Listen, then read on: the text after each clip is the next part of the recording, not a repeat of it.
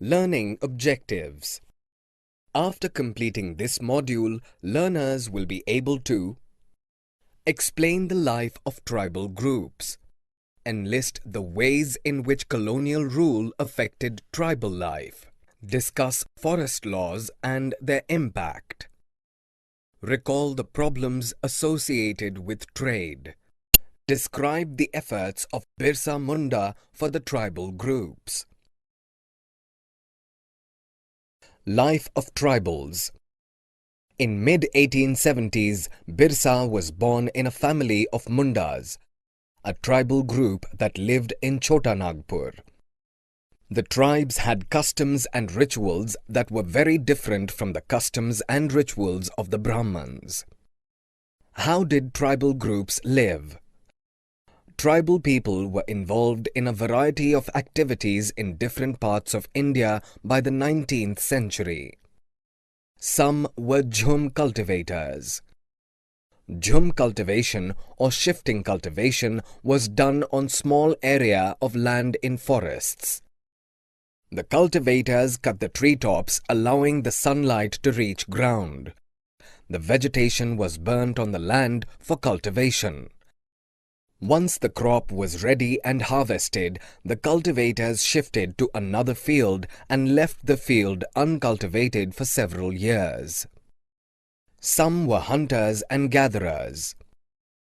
Hunting animals and gathering forest produce was the main livelihood for some tribal groups.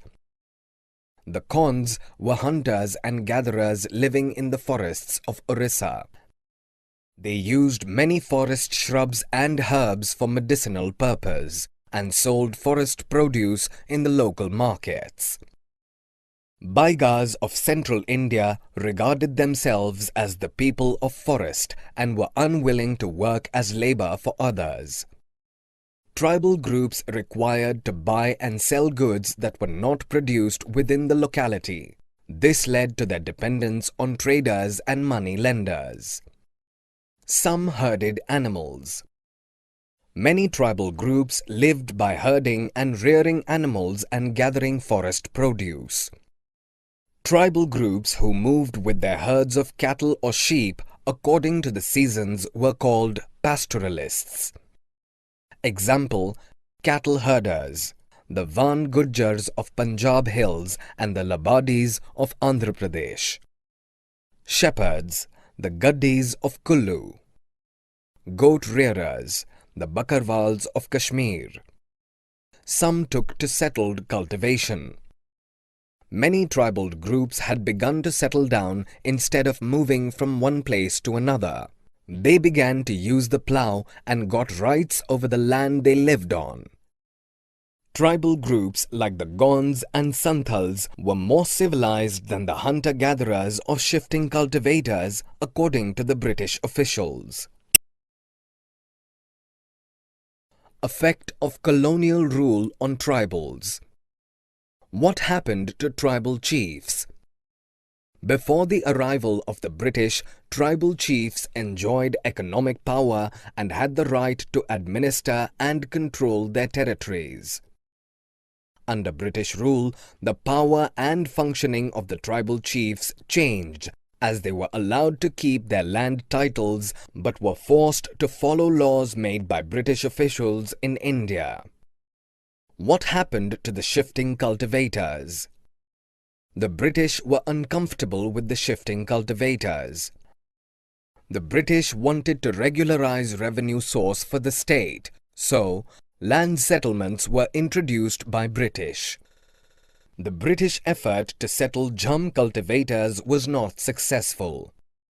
After facing widespread protests, the British allowed jhum cultivators the right to carry on shifting cultivation in some parts of the forest.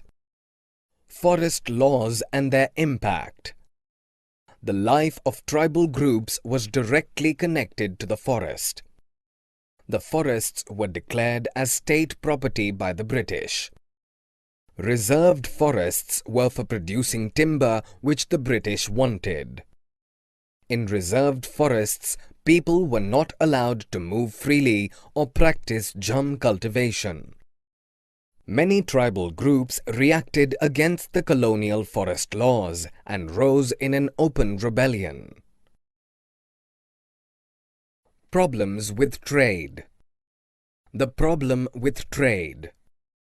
During the 19th century, tribal groups found the traders and moneylenders were coming into forests and offering cash loans to the tribal people and asking them to work for wages. Indian silk was in demand because of its fine quality in European markets during the 18th century. The Santals of Hazirbagh reared cocoons. The traders dealing in silk sent their agents to give loans to the tribal people and collect the cocoons in return. The cocoons were exported to Burdwan or Gaya, where they were sold at 5 times the purchasing price. The search for work.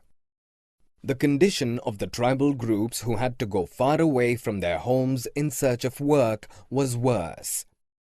The tribal groups were recruited in large numbers to work for tea plantations and coal mines through contractors at low wages, and also prevented them from returning home.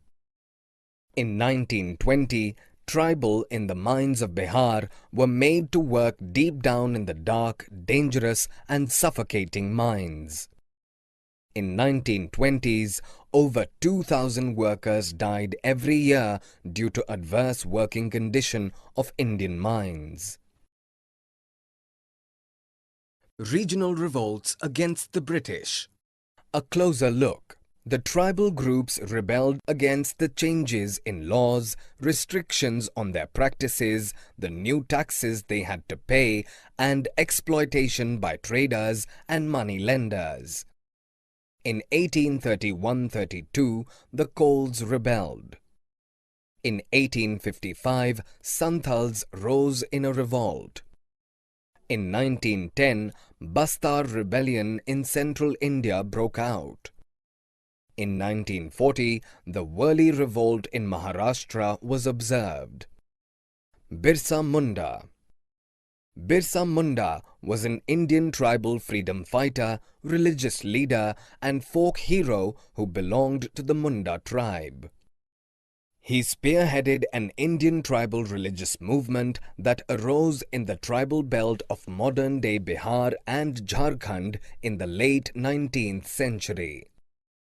The British officials were worried as the political aim of the Birsa movement was to drive out missionaries, moneylenders, Hindu landlords and the government and set up a Munda Raj with Birsa at its head. In 1895, Birsa Munda was arrested. He was released in 1897 and he toured the villages to gather support. He urged people to destroy Ravana, Dikus and the European and establish a kingdom under his leadership. In 1900, Birsa died of cholera and the movement gradually faded.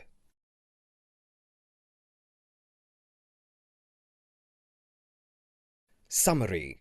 Let us summarize what we have learned. By the 19th century, tribal people in different parts of India were involved in a variety of activities. Under the British rule, the functions and powers of the tribal chiefs changed, as they were allowed to keep their land titles but were forced to follow laws made by British officials in India. The British wanted to regular revenue source for the state and introduced land settlements.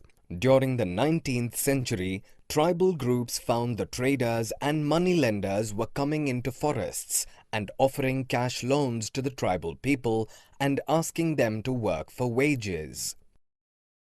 The tribals were recruited in large numbers to work for tea plantations and coal mines through contractor at low wages and prevented them from returning home. The British officials